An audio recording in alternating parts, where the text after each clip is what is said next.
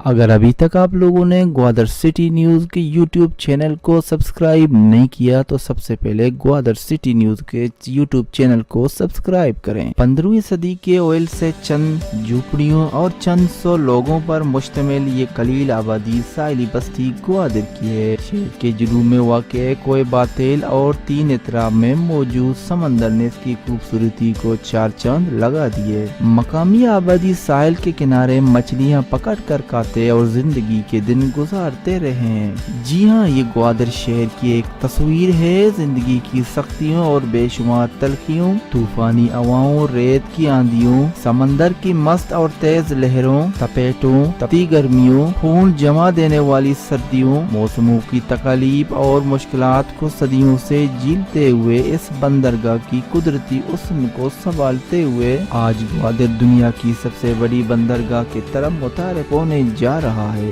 ग्वादर शहर का वजूद रियासत कलात के दौर से मौजूद है, जिसे सल्तनत ऑफ ओमान मस्कत के एक शहजादे को तोहफे में दिया गया था, जिन्होंने शायद 17वीं या 18वीं सदी तक ग्वादर में हुक्मरानी की, जिसकी गुजर बसर अशर मछलियों की टैक्स यानी 10 मछलियों पर 1 मछली टैक्स के तौर पर वसूल किया जाता था। इस शहर की इंतजाम सिर्फ चंद और ओमानी सिपाहियों और ओमान की तरफ से रखे गए बरतानवी एडमिनिस्ट्रेटर के जिम्मा था। शहर का सरबराह वाली यानी गवर्नर हुआ करता था और गवर्नर की मावनत और मशावरत के लिए मकामी लोगों पर मुश्तमिल एक टीम मुकर्रर था और इस टीम के सरकर्दा रहनुमा कोदा कहलाते थे। कदीम लोगों की बयान करदा रवायात के मुताबिक यहाँ की मकामी आबादी ईरान से होते हुए भारतीय शहर रनकच में आबाद हुए है और बाद में उन लोगों ने रनकच से कोच करके ग्वादर की साहिली बस्ती को अपना मस्कन बनाया। इब्तिदा में ये लोग कुम्हार यानी मिट्टी की बर्तन बनाने का कारोबार करते थे, जो उनकी अपनी जरूरत तक महदूद रहा, लेकिन बाद में इस कम्युनिटी ने माहीगीरी ही को अपना पेशा बनाया।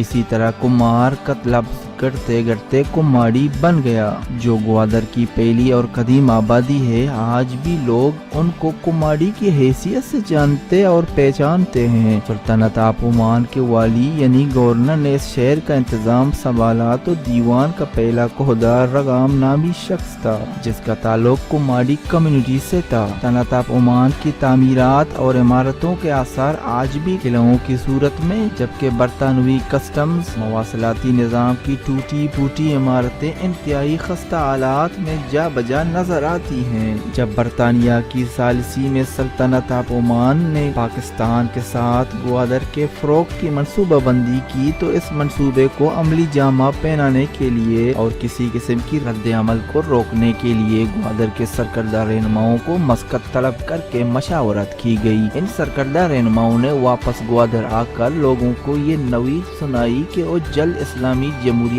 पाकिस्तान में शामिल होंगे, लोगों के बुनियादी इंसानी हकूक बहाल होंगे, उन्हें जमहूरी निजाम में शामिल होकर अपनी किस्मत का फैसला खुद करना होगा, वोट के जरिए वो अपने नुमाइंदे मुंतखब करेंगे, उन्हें तालीम, बिजली, पानी और दीगर सहूलतें मिलेंगी। इसी तरह लोगों को इस तब्दीली के लिए आमादा करने के लिए मुहिम जोर शोर से चलाई गई और बाला आकर सितंबर 1998 को वो दिन भी आन पहुंचा और बाला आकर और 7 सितंबर 1958 को जब पाकिस्तान बहरिया का फ्लैगशिप बहरी जहाज ग्वादर पहुंचा तो लोगों ने अपने हसीन ख्वाबों की तामीर और मुस्तकबिल की तवक्कुआत के पेश नजर पाकिस्तानी हुकाम का वल्हाना और पुरजोश इस्तकबाल किया। पाकिस्तानी परचमों की बहार थी और एलियान ग्वादर समंदर किनारे सब्ज इलाली परचमों तले जमा हो गए। ये है ग्वादर के माजी की अक्स का मुख्तसर मंजर। 1958 से मुस्तकबिल के सुनहरे ख्वाबों को दिल में सजाए कई नस्लें इस मिट्टी तले दफन हो गईं और बाकी मांदा ग्वादरी गुज़िश्ता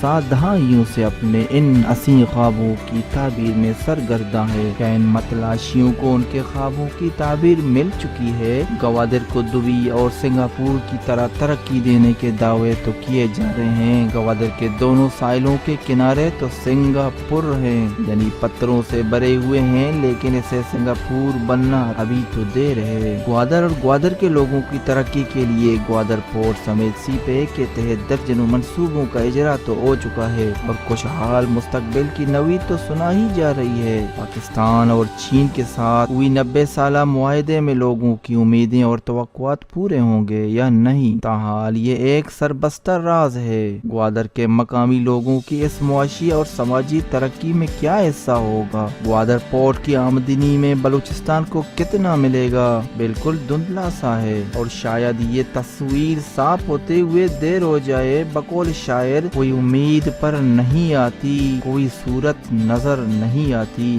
یہ حقیقت ہے کہ اس شہر کے باسیوں کو خدشات اور تحفظات نے گرداب کی مانند گھیر رکھا ہے، لیکن پھر بھی کہا جاتا ہے کہ دنیا امید پر قائم ہے۔